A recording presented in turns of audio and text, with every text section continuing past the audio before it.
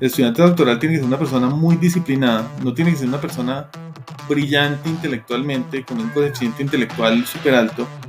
Necesitamos ser una persona enfocada, disciplinada, muy resiliente, muy tolerante a la frustración. Porque eso es lo que se va a encontrar durante todo el doctorado. Que será también muy proactiva. Que no, ¿qué hago? Y es que no me funcionó y eso no me sirve. Entonces, mire, no me funciona esto, ahora estoy probando esto. Bienvenidos a un nuevo episodio en The Supply Chainers, el podcast que te llevará a explorar los secretos del mundo de la cadena de suministros y la logística. Cada episodio es una ventana a las mentes más brillantes y las innovaciones más destacadas en el ámbito. Esta temporada nos mostrará la perspectiva de directores y profesionales sobresalientes en el campo académico de la cadena de suministros.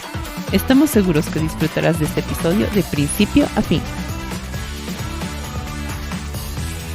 Hoy, en el último episodio de la temporada de Académicos en Cadena de Suministro, contamos con la presencia de Gonzalo Mejía, un profesor universitario con más de 20 años de experiencia en docencia, investigación y consultoría.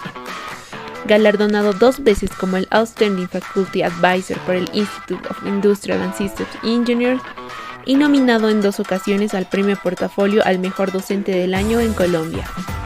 También es presidente del capítulo Américas de la International Foundation of Production Research y un investigador senior reconocido por Colciencias en 2021. Autor de numerosos artículos y editor invitado en publicaciones académicas de renombre. Los invitamos a descubrir más sobre su destacada trayectoria. Comencemos. Bienvenidos a otro capítulo más de Supply Chainers. En esta ocasión nos encontramos con Gonzalo Mejía.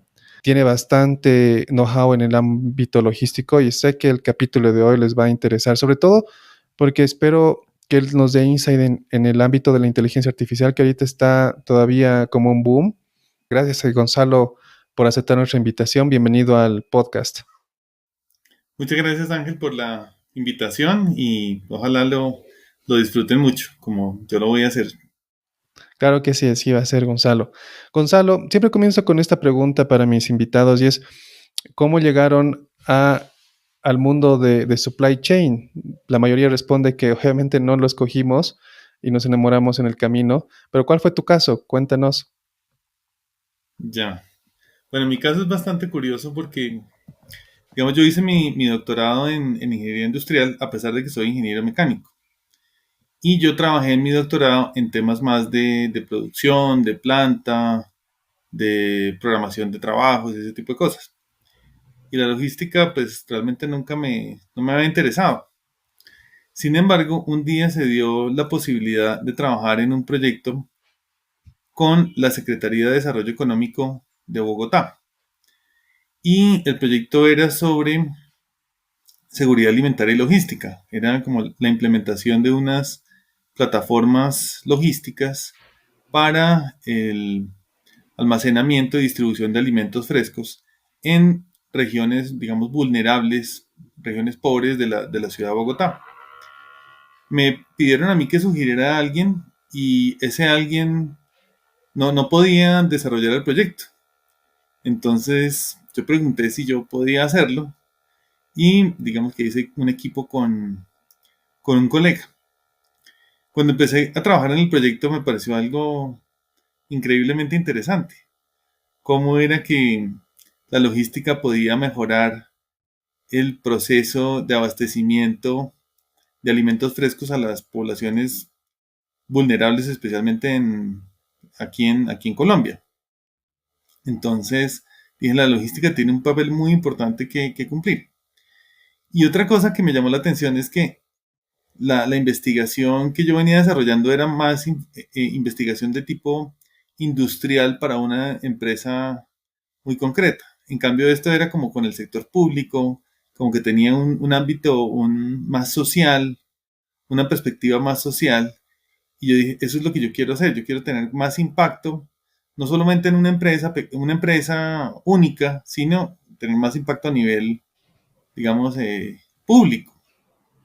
Entonces ahí me empecé a interesar en el ámbito de la logística y empecé justamente a desarrollar mi carrera, digamos, de investigación en este tema.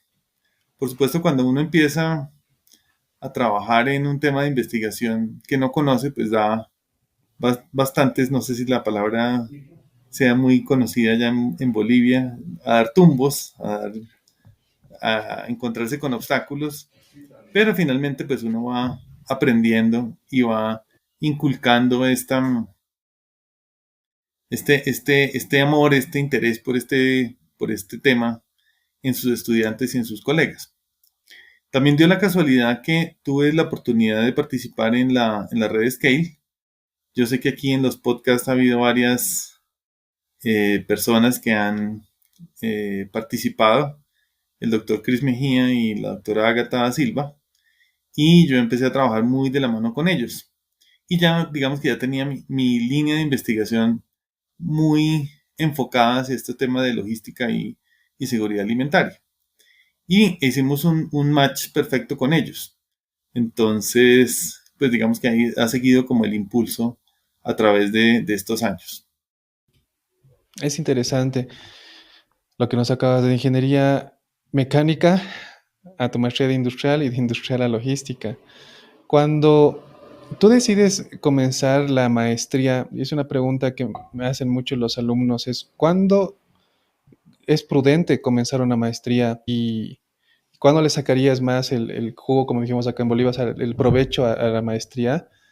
Hay personas que la quieren tomar ya acabando su pregrado, otras le dan un tiempo y otras también dicen, ya pasado 10 años, creo que ya estoy tarde. ¿Cuál es tu perspectiva en este aspecto, Gonzalo?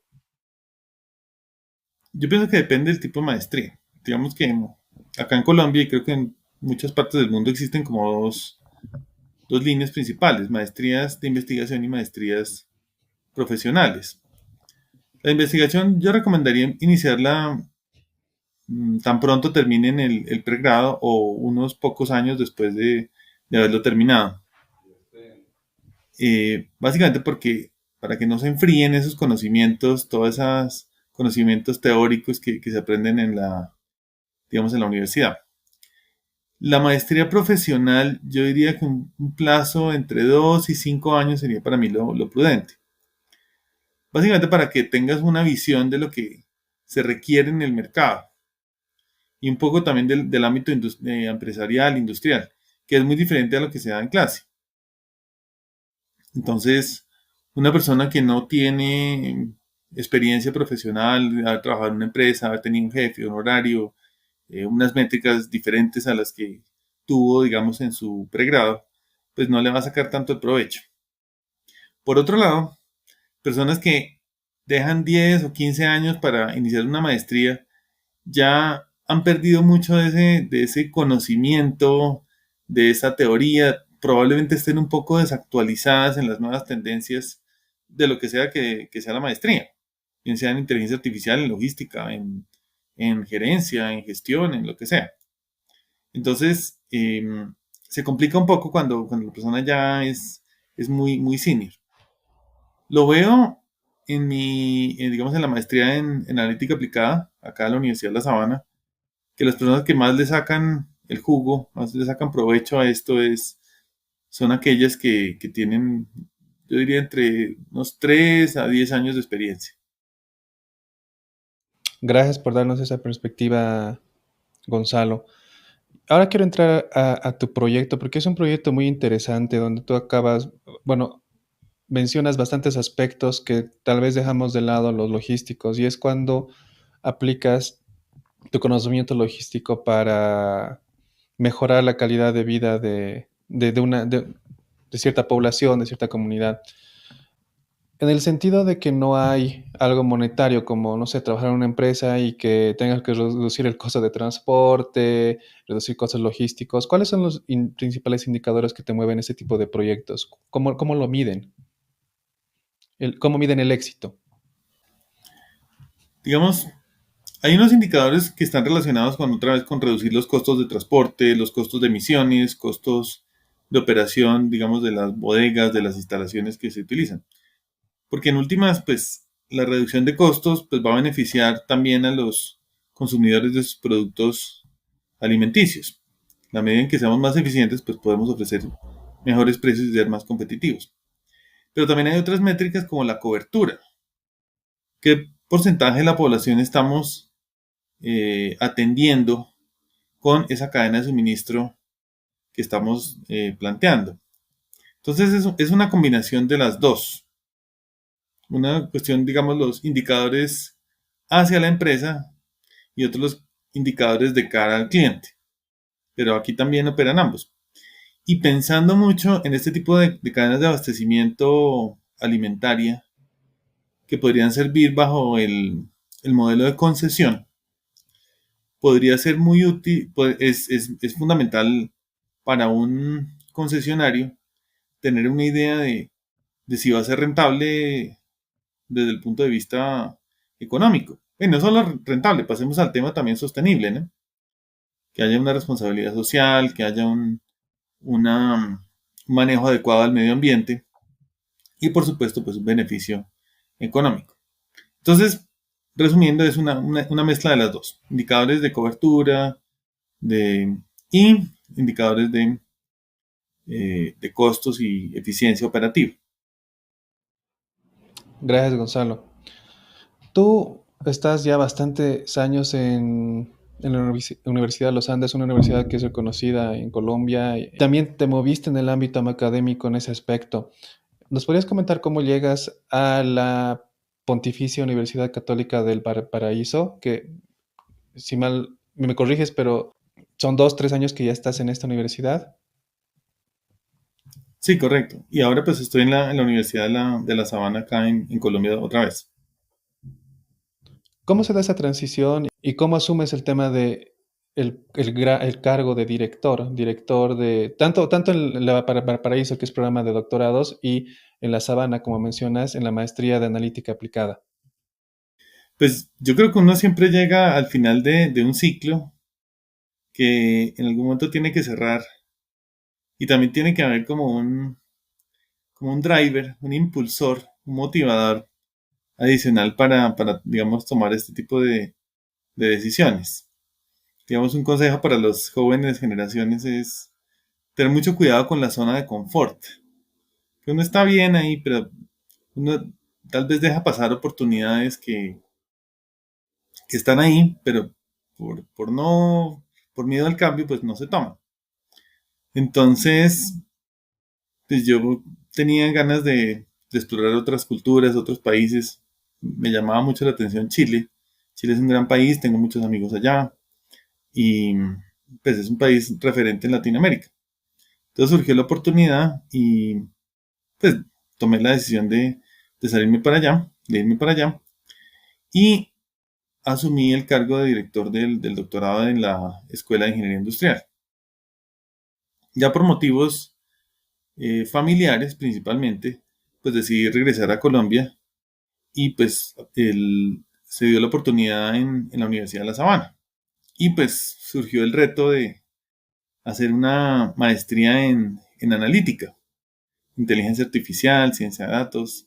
Estos temas, cuando yo regresé a Colombia en el año 2018, todos estaban en su infancia. No había unas definiciones universales de lo que era ciencia de datos, analítica, data mining. Eran términos que todo el mundo hablaba, pero nadie sabía qué era. Y pues dije, asumamos el reto. Y esto es perfectamente combinable con lo que he venido trabajando en logística, en seguridad alimentaria, en producción. Y entonces decidí también, asumamos el reto, este es el tema que va a continuar. Gracias. Creo que tengo la oportunidad de preguntar a alguien que ha estado súper metido en el diseño y me gustaría que nos comentes, obviamente, en la medida posible, cómo se diseña, cómo está el trabajo tras bambalinas de diseñar un programa de doctorado. Voy a hacer mención a Ágata, que siempre se me quedó la explicación que ella me dio. En Latinoamérica es como no te postulas, más bien pagas por tener el doctorado. Sin embargo, en el exterior, estamos hablando mercados de Europa, Estados Unidos, es al revés. Un estudiante tiene que buscar patrocinio y más bien a él le pagan por hacer un doctorado. Entonces, hay mucha diferencia de un doctorado hecho en Latinoamérica que en el exterior, Estados Unidos, Europa. ¿Cómo tú diseñas y conociendo cómo se aplican estos doctorados en el exterior, tratas de, no sé si vale el término, tropicalizar el doctorado acá y darle otra perspectiva? Tú nos contarás cómo es este proceso. A ver, digamos que la principal diferencia, diría yo, entre el doctorado, digamos, en Europa, en Estados Unidos y el latinoamericano es la fuente de financiación. Mientras que en Europa las compañías, el gobierno, pues tiene fondos muy grandes para el apoyo de estudiantes doctorales, pues esa figura acá no está. Ahora, también es cierto que a pesar de que en la mayoría de los doctorados, por ejemplo acá en Colombia, se cobra la matrícula, la colegiatura, en la práctica la mayoría de los estudiantes de doctorado acuden a algún tipo de ayuda financiera. Entonces, el caso concreto de Ágata, pues ella recibió una ayuda financiera de una entidad colombiana que se llama Licetex, y hay otras ayudas financieras en becas, en ayudantías, en ¿sí? monitorías que les llamamos acá. Entonces, claro, es un poco más complicado, pero, pero es posible. Otra diferencia que veo es que el estudiante de doctorado en Estados Unidos y Europa está tiempo completo, está full time dedicado está presencial y full time dedicado al doctorado. Entonces él recibe, digamos, un salario, un sueldo, o, bueno, una ayuda financiera con el cual pues él tiene que vivir allá. Muchos de los estudiantes que tenemos acá en Colombia son personas que trabajan adicionalmente, tienen un trabajo a tiempo completo y que no quieren abandonar por diversos motivos, porque es muy buen trabajo, porque tienen responsabilidades financieras, familiares y demás, y desean hacer el doctorado. Entonces, para ellos la opción de irse a otro país pues no es viable, entonces pues lo hacen acá en Colombia. En cuanto al diseño, digamos, del currículo, del plan de estudios, hay mucha variedad. Hay unos que son doctorados más enfocados en cursos, en asignaturas, estilo de Estados Unidos, otros son más orientados hacia investigación, como los europeos. Y también pues hay modelos híbridos acá en el país. La calidad, yo no,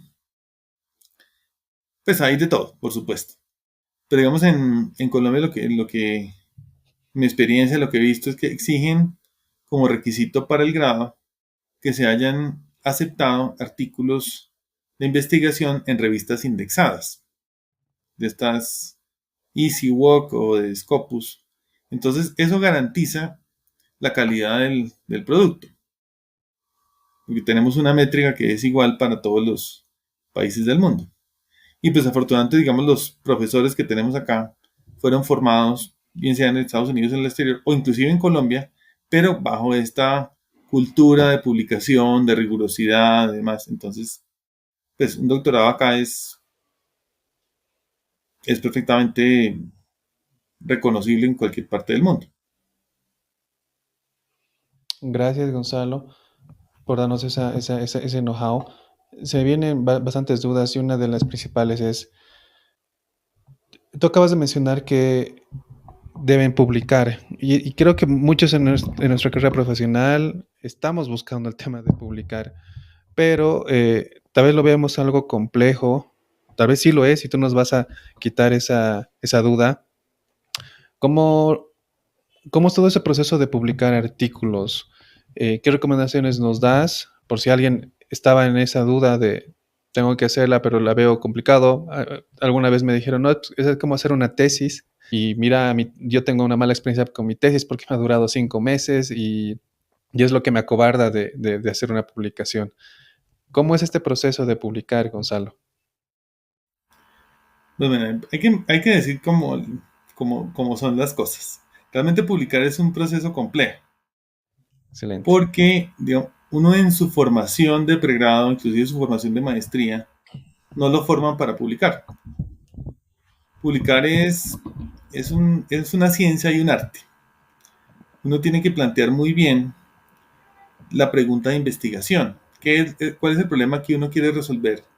¿Y cuál es la novedad que hay tanto en la formulación del problema como en la metodología que utiliza para resolverlo? Y es algo que no es fácil de determinar. Porque claro, en el mundo hay investigadores por todas partes del mundo, todos queriendo publicar, y realmente hallar un tema nuevo o una metodología nueva es algo complejo. Pero ahí es donde la disciplina y el rigor entran a jugar un papel crucial. Entonces, la revisión de literatura, el centrarse muy bien en los modelos, es algo que es clave. En este tema de seguridad alimentaria, como te decía, yo di varios tumbos, tuve varios obstáculos porque me costaba a mí, por ser un tema nuevo, encontrar esa brecha. Sin embargo, hay algo que es curioso, es el diseño de redes agroalimentarias o de seguridad alimentaria en los países en desarrollo, en los países latinoamericanos particularmente, es bien diferente a los de los países europeos. Y además no hay mucha gente que investigue en eso. Entonces yo encontré ahí como un nicho de investigación poco explorado y además muy interesante y muy aplicable. O sea, todo el tiempo estamos hablando de cómo reducir el efecto, la intermediación, las cadenas de suministro, cómo reducir la longitud de la cadena de suministro, cómo ser más eficientes en traer más alimentos. Y es un tema que tiene eh, muchísimas aristas por donde verlo y mucha utilidad. Claro, porque pues uno puede encontrar temas que nadie ha estudiado, pero que no tengan interés. Interés tanto para la comunidad científica como para la comunidad real. Que para mí es fundamental eso también. Sí, pues podemos investigar sobre, qué sé yo, el alunizaje de naves espaciales en Marte y claro, nadie ha publicado sobre eso, pero ¿cuál sería el interés, digamos, en nuestros países en este momento en solucionar un problema de esos? Mientras que el tema de soberanía alimentaria sí es muy importante. Curiosamente, en el caso boliviano y el caso peruano y casos, digamos, de colegas con los que he interactuado, pues es un tema que es común en nuestros países. Entonces, es un tema complejo, encontrar las brechas no es fácil, pero es disciplina. Siempre va a haber cosas nuevas. Por ejemplo, toda esta era de la inteligencia artificial, de la industria 4.0, ha traído tecnologías, metodologías nuevas que están todavía en su infancia. Entonces, vale la pena estudiar sobre eso. Son temas, claro, cada vez es más difícil porque todos los días salen nuevas publicaciones de eso, pero todavía hay mucho que hacer. Y mi consejo, digamos, para investigadores en Latinoamérica es investiguen en los temas que nos interesan a nosotros, que hay mucho potencial, son muy interesantes y son poco estudiados. Gracias por esa perspectiva. Hay muchas preguntas que ya nacieron para el tema de agro, pero no quisiera saltar antes de consultarte. ¿Qué tips darías a las personas que quieren postularse a un doctorado en las universidades que nos mencionaste? ¿Qué deberían estar trabajando más? El aspecto de idiomas, como dijiste, publicar, empezar a publicar. Las notas tiene un peso ponderado. Muchos tenemos ese paradigma, ¿no? No me fue bien en la universidad, siempre estaba pasando, raspando las materias y como un requisito común es Cardex de notas, ya como que se autodescartan las personas, ¿no? ¿Cómo es este proceso de postulación y qué tips darías a los que quieren dar este paso a un doctorado? Acá en Colombia, o en Latinoamérica, o en... Si hay diferencia, ¿cuál sería la diferencia principal en aplicar a Latinoamérica? O sea, los tips, ¿cómo cambiarían los tips para una persona que quiere aplicar a Latinoamérica versus a una persona que quiere aplicar a Estados Unidos o Europa? Ya, bueno. Hay diferencias grandes, inclusive entre Estados Unidos y Europa también las hay. Em, no sé exactamente cómo sea el proceso en Estados Unidos en este momento, pero en mi época uno tenía que enviar el reporte de notas, tenía que presentar unos exámenes, el examen de inglés, el GRE, el GMAT a veces. Y esa era la métrica con la cual, digamos, se asignaban las posiciones, inclusive las becas. Más que la nota era el resultado de estos exámenes. En Europa era un poco más la gestión uno a uno con el tutor de allá. Entonces, digamos, uno conocía a un investigador europeo, le decía, oiga, yo tengo un estudiante que quisiera hacer doctorado allá, yo se lo recomiendo. Entonces él miraba al estudiante, hablaba con él y entonces listo. Yo tengo unos fondos de investigación, voy a apoyar a este estudiante. No, señores, era un poco diferente. Era primero, digamos, ellos hacían una lista ordenada de mayor a menor por puntajes y entonces a esos les asignaban los tutores y las becas. Aquí en Colombia es un poco más la relación uno a uno con el tutor. Entonces, eh, básicamente lo de las notas me indica que tiene un peso mucho menos fuerte de lo que fue en el pasado. Es más el interés que tenga el estudiante y la capacidad que vea el tutor en desarrollar su investigación doctoral. Eso medido a través de los artículos de investigación.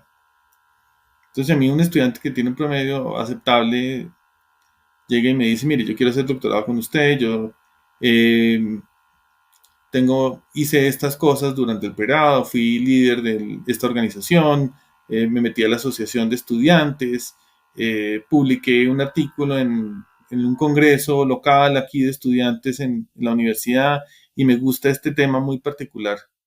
Para mí eso es mucho más diciente que el que tiene un promedio súper alto, pero me empieza a poner condiciones y sí, no, o no tiene claro qué es la investigación.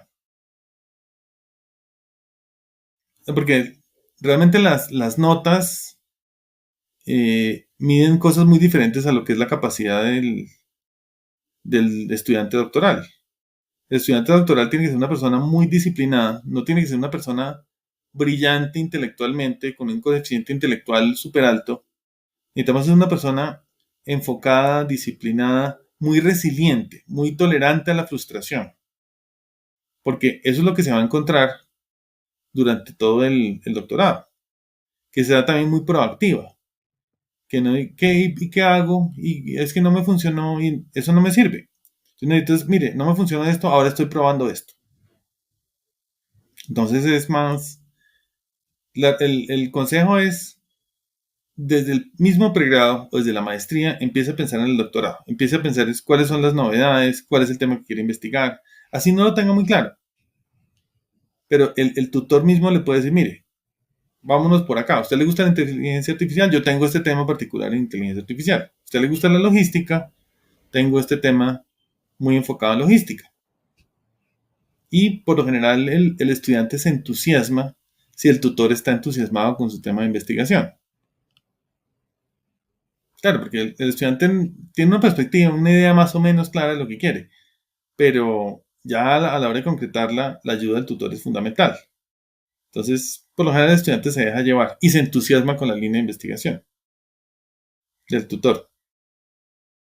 Entonces, resumiendo, disciplina, buenas relaciones con el tutor, busquen tutores, miren las páginas web, cuáles son tutores que podrían interesarles eh, y contáctenlos y cuéntenles, mire, yo quiero hacer esto, esto y esto, ¿qué posibilidades hay? Algo surge. Gracias, Gonzalo. Creo que nos acabas de dar información muy valiosa. En ciertos aspectos siento que muchos vamos a pensar de diferente manera, eh, sobre todo respecto a las notas, y que no es el driver o ya te autodescalificas, sino ven más aspectos como tú acabas de mencionar, personales y de habilidades blandas. Ya entrando al tema de agro, el COVID, después del COVID vino la guerra de Ucrania y otros temas igual geopolíticos. Se estaba hablando bastante de la seguridad alimentaria en los siguientes años. ¿Cómo tú lo estás viendo a nivel Latinoamérica este aspecto? Y si tienes alguna publicación que nos puedas recomendar para entrar más a detalle de esta problemática que tú nos confirmarás, ¿es una problemática hoy en día o no es tan crítico y estamos yendo por el buen camino? Bueno, el tema de seguridad alimentaria es un tema muy importante. ¿Qué es lo que pasa? Antes del COVID, digamos, digamos las clases medias, altas de la sociedad, no nos dábamos cuenta de esta situación. ¿Por qué? Porque pues, aquí los supermercados siempre tenían disponibilidad de alimentos, siempre estaban las estanterías llenas, nunca fue un problema que que nos interesara. Con el COVID, ¿qué fue lo que ocurrió? Empezamos a ver que era posible estas disrupciones en la cadena de suministro de alimentos. Entonces empezó la alarma. No han llegado suficientes alimentos a la central de abastos acá en Bogotá. ¿Por qué? Porque hay restricciones de movilidad, los trabajadores no pueden salir a trabajar en sus cultivos, porque hay también restricciones en la llegada de insumos, etcétera, etcétera. Entonces como que una alerta muy importante sobre eso. Y eso, digamos que se creó como esa inquietud y claro, la guerra de Ucrania y estas cuestiones geopolíticas también han exacerbado esa sensación de que esto es un tema importante que no está dado, no está garantizado, no es seguro que va a ocurrir. O sea, así como que nosotros no pensamos cuando abrimos la llave del agua, oh, hay agua, qué maravilla. Lo sentimos es cuando no hay agua. Ese día decimos, uy, no, sí es importante estudiar el suministro de agua. Igual pasa con la cadena de suministro alimentario. Entonces, claro, es un tema muy importante. El gobierno actual, acá en Colombia, una de sus pilares es la soberanía alimentaria, especialmente en regiones vulnerables donde la infraestructura en carreteras, en bodegas, en tecnología es muy básica. Entonces, lo que está propendiendo el gobierno es porque estas comunidades vulnerables sean autosuficientes en en cuanto a alimentos. Aunque yo pienso que hay que ir mucho más allá.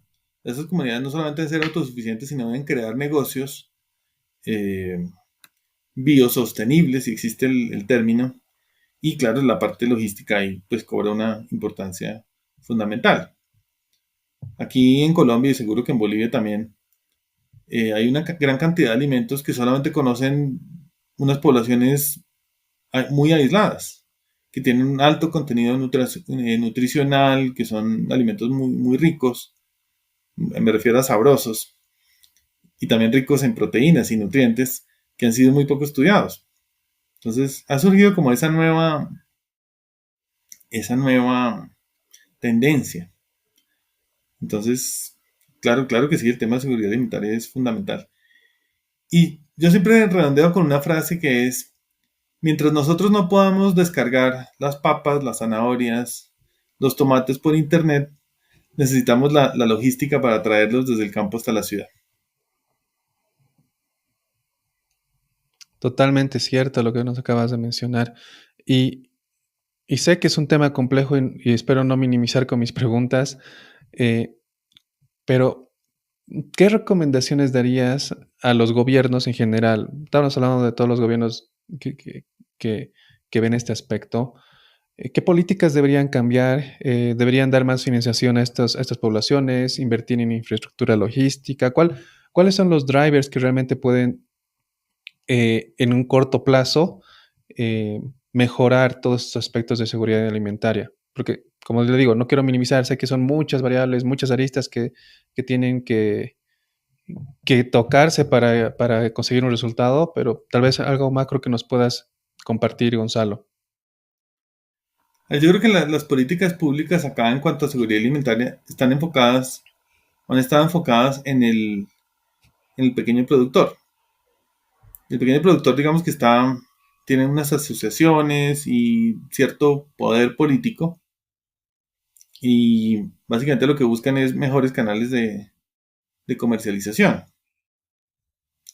Sin embargo, un aspecto que es muy poco atendido es el otro extremo de la cadena, es decir, los consumidores de alimentos. Entonces, nosotros tenemos que pensar que esta es una cadena de grandes dimensiones que tiene que ser diseñada pensando en los indicadores más de eficiencia, economía, minimización de costos, grandes volúmenes. Entonces, y no solamente en que el pequeño productor tenga canales de comercialización, lo cual es importante. Claro que sí, pero hay que mirar el otro aspecto. Entonces, un consejo para el gobierno: mejore los puntos de acopio. Busque cómo maximizar las economías de escala para que estos productos del campo lleguen a las ciudades. No solo lleguen, sino sean distribuidos a las poblaciones que más lo requieren. Y claro, como bien lo mencionas, aquí hay muchas cosas, muchas aristas. Está el tema de pérdidas y desperdicios, el tema de intermediación, el tema de distribución, el tema de última milla, el tema de tecnologías. Aspectos sociales también son importantes. Digamos, yo trabajo en varios proyectos y no, que es que la situación de los productores es crítica desde el punto de vista social, porque bueno, por múltiples situaciones. Claro, eso es importante, pero también hay que pensar más como un negocio. Así la palabra no sea muy socialmente aceptada, pero esto hay que verlo en grande.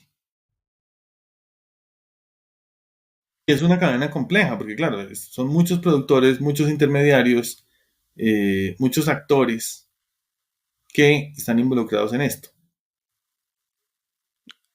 Es como mencionas, es complejo, son bastantes actores y incluso el tema político, cómo lo administras puede ser complicado.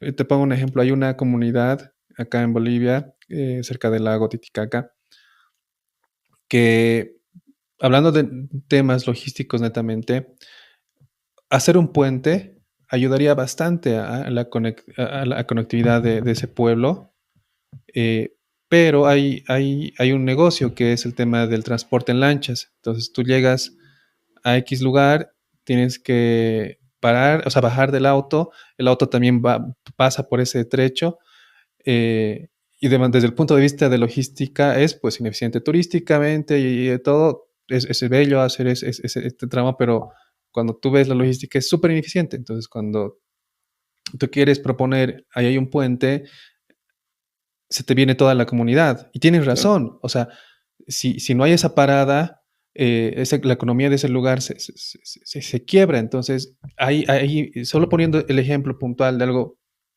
muy concreto de una comunidad, se llega a convertir súper complejo. ¿Y qué piensas respecto, Gonzalo, a las políticas que toman los gobiernos de, por ejemplo, cortar exportaciones de ciertos alimentos para que se queden en el consumo interno?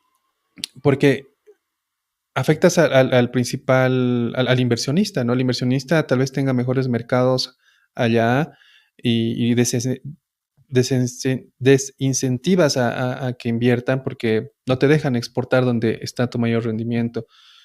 ¿Hay algún mix que recomiendes de no ponerse tan duro y no cortar exportaciones de ciertos alimentos? ¿Eres más pro de que debería ser un mercado libre y que todos busquen su lugar? ¿Qué crees cuál crees que sea la mejor postura cuando se decide cortar mercados en este tema de alimentos? A ver, yo creo que las políticas son muy de corto plazo y son efectistas. Digamos que los gobiernos buscan como maximizar sus réditos electorales y por supuesto que eso no ocurre únicamente en Latinoamérica, en Bolivia o en Colombia y no es porque tengamos una mentalidad, no sé, tercermundista, por ponerle algún, sino es la naturaleza humana, todo el mundo defiende sus intereses. El caso del puente que mencionas, explicarle a la comunidad: mira, es que te vas a beneficiar porque en 10 años tu logística va a ser mejor que la que tienes ahora, porque vas a sacar tus alimentos, pues eso no convence a nadie. Sí, pero es que yo necesito comer hoy. Y lo único que yo sé hacer es manejar estas lanchas para transportar vehículos. No me digas que en 10 años voy a tener una empresa, un concesionario logístico para manejar no sé, el transporte de esta región. Claramente eso, la gente vive muy del día a día y vota muy por el día a día. Particularmente en nuestros países que pues, la gente vive con el diario. La gente no tiene ahorrado prácticamente nada. Entonces, obviamente, cualquier decisión que los afecte directamente, pues va a crear una fuerte reacción. Y entonces, por lo mismo, los gobiernos pues actúan reaccionando, digamos, ante la carencia de políticas a largo plazo, pues reaccionan con medidas de corto plazo. Entonces, qué sé yo, una crisis que aquí hubo con el café. Entonces, cuando el precio del café está muy bajo, entonces todos los productores que están agremiados, asociados, protestan y dicen, mire, sacar un saco de café, exportarlo nos vale X dinero. Y lo que nos pagan allá es menor a ese valor X, entonces no nos sale. El gobierno tiene que hacer algo. Claro, entonces se forma el paro de transportes, de transportistas, bloquean las carreteras, entonces el gobierno sale y dice, bueno, listo, vamos a solucionar esto, entonces démosles un dinero y listo, porque claro, el impacto ante la sociedad de tener, ante la opinión pública, de tener una vía principal bloqueada es enorme.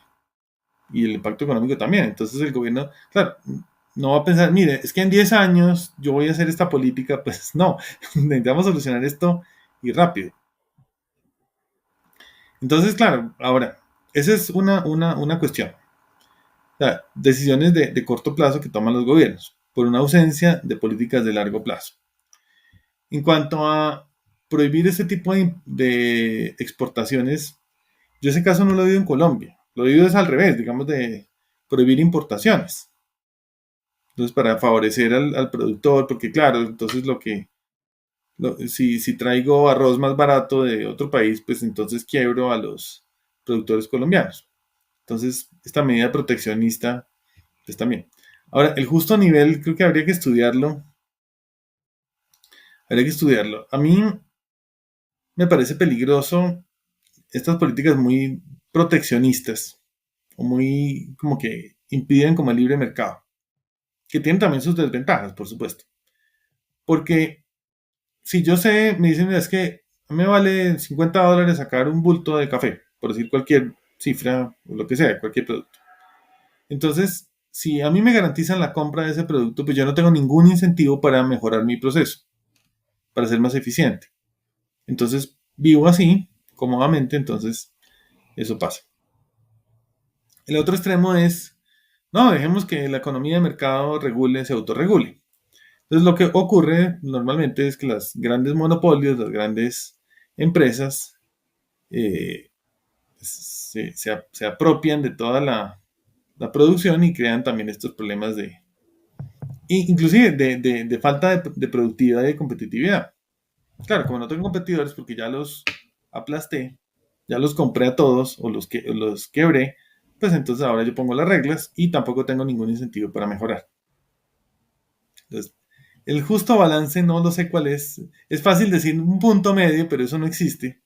Yo creo que hay que ser muy, muy crítico de la situación y buscar esos acuerdos que favorezcan tanto al gran productor como al pequeño productor.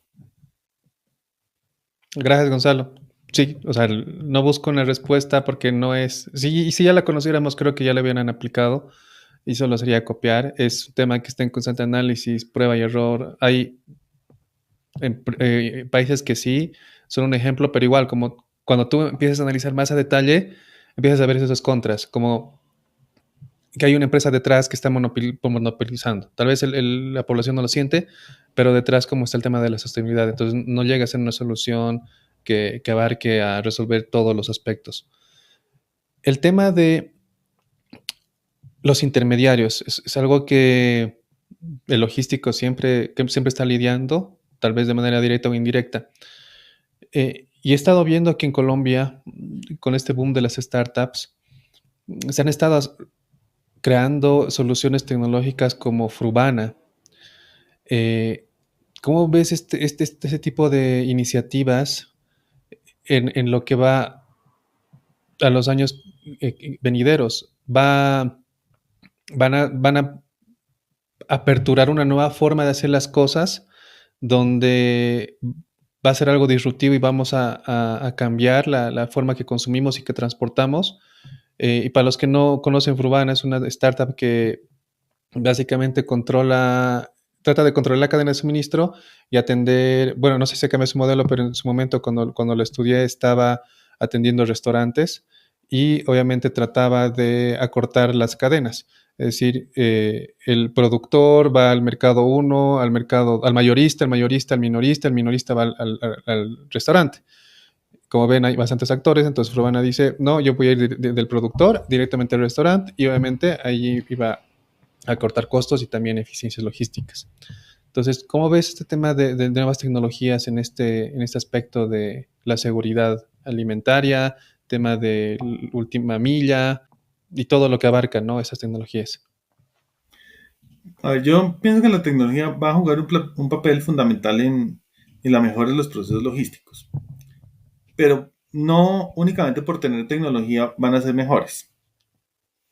Entonces, ¿qué ocurre, digamos, con estas iniciativas de, no, es que yo voy a cortar la cadena de suministro y voy a comprarle directamente al productor y llevarle directamente digamos, al restaurante o al cliente final? ¿Qué es lo que pasa? La logística, digamos, por lo menos acá en Colombia, en el altiplano cundiboyacense donde vivimos, es muy compleja porque hay vías terciarias que están en muy mal estado, son pequeñas parcelas, los productores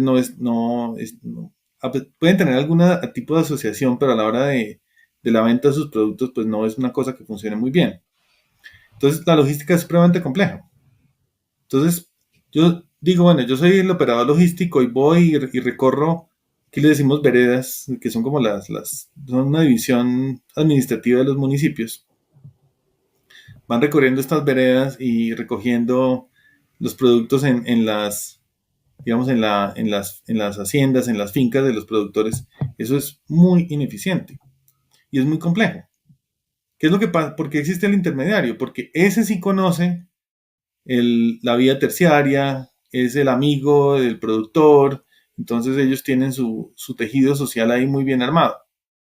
Y claro, es ineficiente, pero es lo mejor que hay. Aquí hay un caso muy, muy particular de que dijeron, y justamente por eso fue que yo entré en el mundo de la seguridad alimentaria y la logística. Aquí los gobiernos y todo el mundo piensa que no, vamos a quitarle el intermediario. El intermediario no agrega valor y aumenta el costo de los productos. Entonces vamos a crear estas plataformas logísticas para que el productor, a través de un operador logístico, envíe sus productos directamente a la plataforma y de ahí salgan directamente al tender. Muy bonito en la teoría, pero no hubo un operador logístico idóneo, por decir algo, DHL, UPS y pues las locales que hay acá, que se le midiera a esta tarea. Claro, porque es que esta recolección de esos productos directamente en la finca del productor es supremamente complicado. Y claro, las vías son muy malas y solamente vehículos que tienen ciertas características que han sido adaptados de forma empírica, por así decirlo, a esos terrenos, son los que recorren esas veredas y conocen los productores. O sea, el intermediario es el que conoce dónde está el bache en el camino, el hueco, cómo es que se hace tal curva en la carretera que no se puede hacer en un camión de ciertas dimensiones, sino solamente en un campero, ¿cierto? Entonces, esa complejidad no está dispuesta a asumirla el operador logístico, no le es rentable. Entonces, tener al productor conectado con internet directamente con el, con el negocio que le va a comprar, pues es un ejercicio teórico. Pues sí, muy bonito, se pueden hablar, pero ¿y cómo llevo el producto de forma eficiente? Pero es que hay que pensar en economías de escala. Claro, si el productor está aquí en la sabana de Bogotá, a 30 kilómetros de Bogotá, pues es fácil. Pero si está por allá en una vereda, en la cordillera, pues es supremamente complejo. Es decir, la solución tecnológica ayuda siempre y cuando haya una mejora en la cadena de suministro y ahí nos devolvemos a los principios básicos de la cadena de suministro. Ser eficiente en costos, reducir costos, utilizar vehículos grandes. Todo lo que sabemos de logística de clase logística uno, diseño de la cadena de suministro uno, es lo que tenemos que aplicar acá. Y no Interesante. vender la idea de que no, con una app, entonces ya quedaron conectados y no sé qué, y y no. Eso solito no funciona. Gracias por darnos toda esta perspectiva. Eh, y me quedo con la frase, o sea, en la teoría todo es bonito, pero cuando empiezas a ver en la cancha todo lo que implica aplicarla, ahí te das cuenta que sí hay que ir más allá que un número, que un texto. Los Excel aguantan todo, pero la realidad no. Y quiero conectar esta última pregunta con el tema de ya entrando en inteligencia artificial. Muchos hablan que va a ser algo que va a marcar un antes y un después, como la revolución industrial. Van a cambiar la forma de hacer las cosas, van a cambiar trabajos, algunas profesiones van a morir, van a nacer otras nuevas, como toda revolución. Eh, ¿Cómo tú lo estás viendo desde tu perspectiva, los análisis y todos los años que estás inmiscuido en este ámbito de la inteligencia artificial? ¿Qué perspectiva nos puedes dar de todo lo que tú ya conoces en estos años? Pues lo que comentas es estoy totalmente de acuerdo.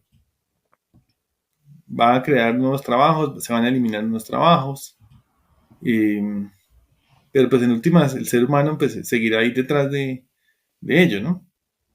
Eh, Cada vez se automatizan tareas que eran impensables hace 2, 3 años. Es que es impresionante el paso del progreso de la inteligencia artificial.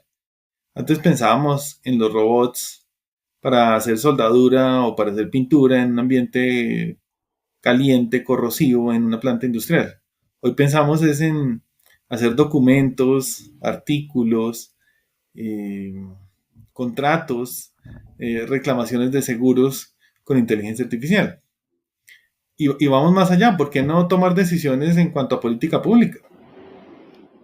¿Por qué no pensar en que los candidatos van a ser ChatGPT y Gemini para ser alcaldes? Entonces cada uno pone sus perspectivas y entrenamos eso con miles de casos de acciones que han tomado alcaldes en otros países del mundo y así creamos una política y entonces el alcalde va a ser un robot de inteligencia artificial. Vamos más allá, el gobernante, bueno, lo que sea. Entonces, eso por supuesto que nos aterra a todos, pero yo creo que va a pasar como lo mismo que con el computador. Al principio se pensaba, no, el computador nos va a reemplazar, va a ser una cosa que va a acabar con muchos empleos, que va a crear bueno, desigualdades sociales y demás. Y hoy en día el computador es algo normal para todo el mundo. Entonces, pues yo creo que no hay que tenerle miedo. Yo lo veo como una herramienta supremamente útil, supremamente que puede ayudar, no reemplazar mucho del juicio humano. Yo no confiaría personalmente en un juicio que haga no sé, un sistema de inteligencia artificial para un diagnóstico clínico. Y hoy en día se utiliza muchísimo para estos diagnósticos, para reconocimiento de imágenes, reconocimiento de patrones, muchas cosas. Pero siempre va a haber alguien que estudie, mire y tome finalmente la decisión. Que se puede equivocar, claro, pero, pero por lo menos va a tener una perspectiva que tal vez la inteligencia artificial no va a tener. Porque la inteligencia artificial en última se entrena. ¿Se entrena con qué? Con datos del pasado. Antes eran imágenes, antes eran pues, lo que hacían con encuestas y cosas de esas. Hoy en día pueden ser con cosas más sofisticadas. Pero finalmente la inteligencia artificial se entrena con lo que hemos hecho nosotros como seres humanos. Tal vez si algún día la inteligencia artificial se entrena con las mismas cosas que generaba la inteligencia artificial, pues estamos hablando de una dimensión nueva. Pero por ahora yo lo veo como el gran aliado, que no hay que tenerle miedo. Entonces, claro, si uno está en un trabajo que diga, esto me lo puede reemplazar la inteligencia artificial, pues es hora de capacitarse en cómo ayudarse a la inteligencia artificial para desarrollar mejor ese trabajo. Inclusive cosas como en el ámbito docente, pues uno podría pensar, no, el profesor Es un holograma que habla, que modula, que hace chistes, que explica los temas, responde las preguntas. Tiene una cantidad de sensores súper sofisticados para hacer esto y un sistema de raciocinio. Sí, pues sí, podría ser, pero ¿y qué? ¿Nosotros nos va a reemplazar? Pues no, tal vez no. Muchas gracias, Gonzalo, por toda esa perspectiva. Creo que ha sido valioso conocer bastantes pilares. Y bueno, ya estoy entrando a la última parte de la entrevista. Hasta este punto, bueno, en la parte inicial hemos recordado y hemos visto toda tu carrera profesional, cómo entras al mundo académico, los doctorados, las direcciones, etcétera. Y también has debido recordar los proyectos que has encaminado, publicaciones, personas que han estado en este camino. Si el día de mañana perdieras la memoria y te dieran a escoger solo un recuerdo, aprendizaje de toda esta vivencia, ¿qué escogerías y por qué? A ver, yo escogería el nacimiento de mi hijo. Y eso, y aclaro que tengo muchísimas.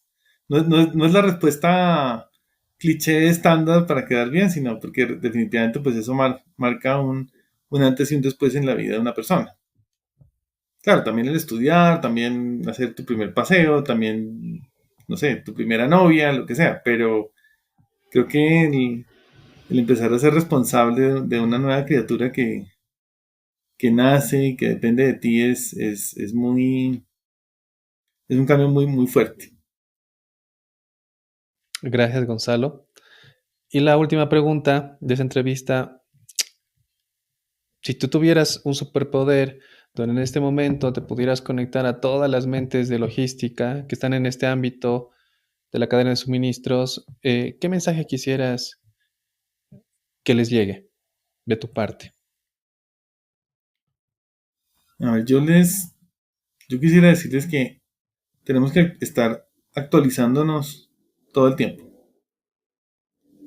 El tema logística se puede ver desde muchas perspectivas, algo meramente operativo de despachar camiones, de almacenar productos en una estantería, pero la logística va a seguir siendo muy importante en, en nuestras vidas.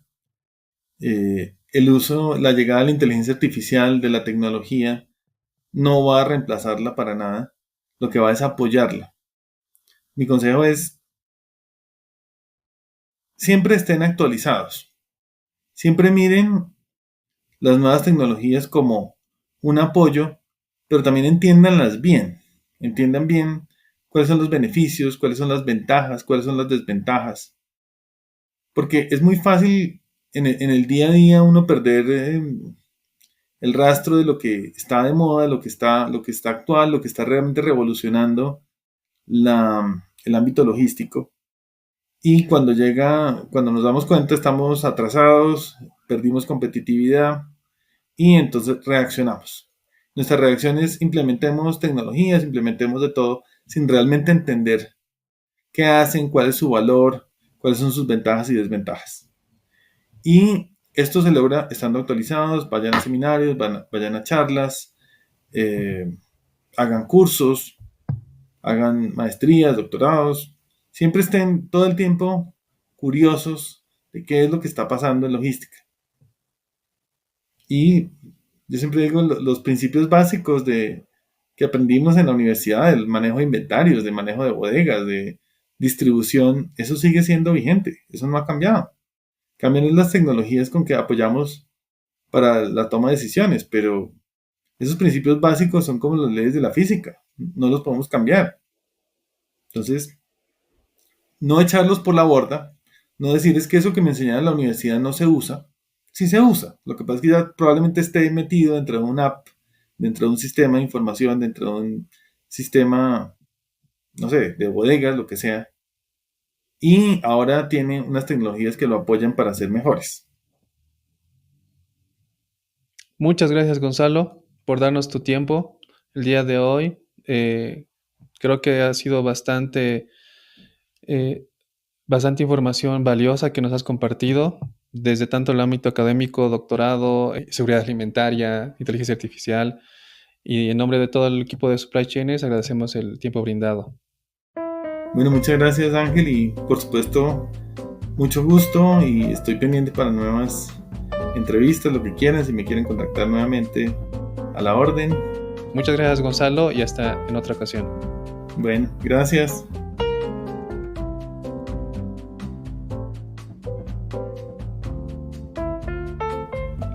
Si crees que este episodio lo puede disfrutar alguien más, compártelo. Recuerda seguirnos en Spotify, Apple Podcasts y YouTube. También puedes mantenerte conectado con nosotros vía Instagram y LinkedIn. Nosotros somos The Supply Chainers. Gracias por escucharnos.